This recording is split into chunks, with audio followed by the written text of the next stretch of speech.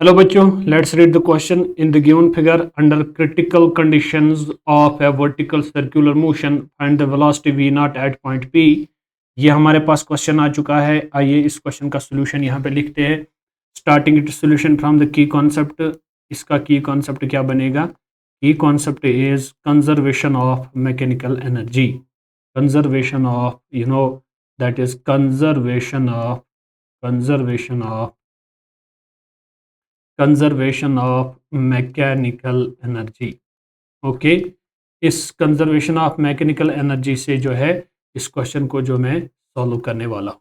आइए सबसे पहले मैं इस कंजर्वेशन ऑफ मैकेनिकल एनर्जी को लिखने की कोशिश करता हूँ। इसका मतलब ये होता है कि जो मेरी इनिशियल मैकेनिकल एनर्जी होती है, mechanical energy initial is equal to mechanical energy final. ये किसके बराबर होता है? इसका मतलब this is equal to kinetic energy initial plus potential energy initial. This will be equal to kinetic energy final plus potential energy final. इस वाले series से, इस वाले इक्वेशन से जो है हम इस क्वेश्चन को जो है सॉल्व करने वाले हैं। आइए देखते हैं, क्या मैं इस पॉइंट को जो है रेफरेंस मान लेता हूं जहां से मुझे बोलना है कि यहाँ से इसने मोशन स्टार्ट की है। लेट अस सपोज मैं कंसिडर करता हूँ इसने इस रेफरेंस से जो है मोशन स्टार्ट की है, ये मैं रेफरेंस मान लेता हूँ। बट द पॉइंट इज, यहाँ पे हमें एक चीज याद रखना है कि क्रिटिकल कंडीशंस के दौरान अगर इस पार्टिकल को जो है वर्टिकल सर्कल कंप्लीट करना है तो यहाँ पे इसकी मिनिमम वेलोसिटी जो होनी चाहिए that must be under root of velocity at point, let us suppose this is point B. Velocity at point B must be under root of 5g r। तभी ये क्या कर सकता है, तभी ये वर्टिकल सर्कल जो है कंप्लीट कर सकता है। तो चूंकि क्रिटिकल कंडीशंस के दौरान ऐसे पॉसिबिलिटीज, ऐसे केसेस हमें याद रखने की जरूरत है।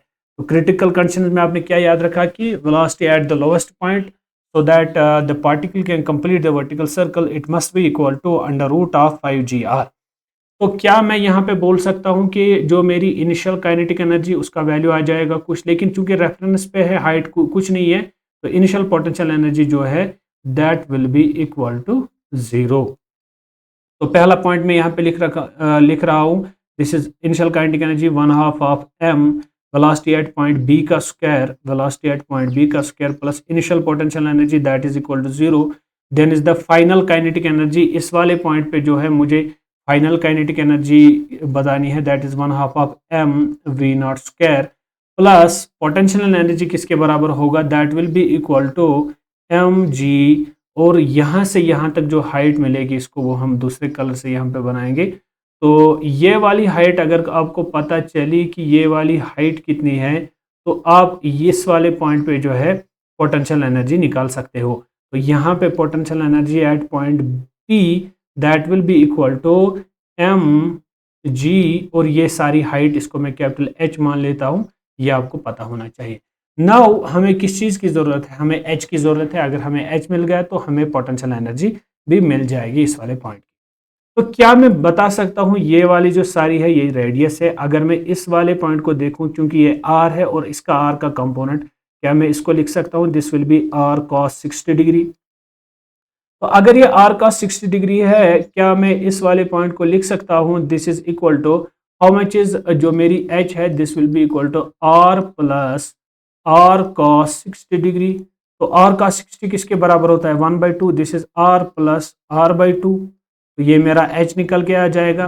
तो क्या मैं h को लिख सकता हूँ 2r plus r, this is 3r/2, आपका जो है h निकल के आ जाएगा। तो अब इस h के वैल्यू को जो है आपने प्लेस करना है किसके अंदर, इस वाली इक्वेशन के अंदर, यूज इन दिस। तो क्या मैं लिख सकता हूँ 1/2 of m vb is how much, that is 5√5g r, और इसका स्क्वायर लगेगा। तो this will be equal to 1/2 of m v naught square जो मुझे चाहिए प्लस 1/2 ऑफ सॉरी, यहाँ पे mgh का वैल्यू आ जाएगा mgh।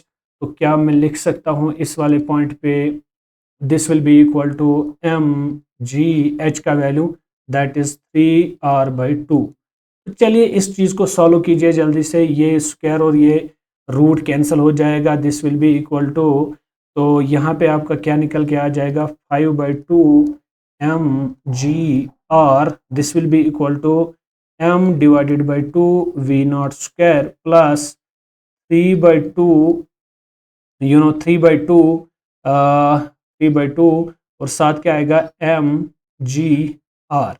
तो क्या आप एक काम यहाँ पे कर सकते हो कि जो m है m कैंसिल हो जाएगा थ्रू आउट, तो यहाँ पे क्या बचेगा 5/2 gr, यहाँ से आपका बचेगा 5/2 gr। तो राइट हैंड साइड में अगर हम देखेंगे that will be equal to v naught square by 2 plus 3gr/2। तो यहाँ पे आपका बचेगा v naught square by 2 plus 3gr/2। अगर आपका यही रहता है तो इसका मतलब ये हुआ कि जो डिनोमिनेटर है वो 2 के बराबर है, ये कैंसिल हो जाएगा थ्रू आउट, ये भी कट सकता है यहाँ पे। तो आपका आंसर आ जाएगा 5gr और this will be equal to v naught square plus 3gr। तो अब आप देखिए कि आपको क्या फाइनली बचने वाला है। ये 5gr, इसको हम माइनस करेंगे 3gr से, तो आपको क्या बचेगा, यहाँ से बचेगा 2gr, this is equal to v naught square. तो क्या आप लिख सकते हो कि v naught is equal to root of 2gr, ये इसका फाइनल आंसर बनने वाला है। तो from the option it is clear C option is the correct option of this question. तो इस वाले पॉइंट पे जो वेलोसिटी होगी that will be under root of 2gr, तो ये इसका सही आंसर बनेगा। Thank you.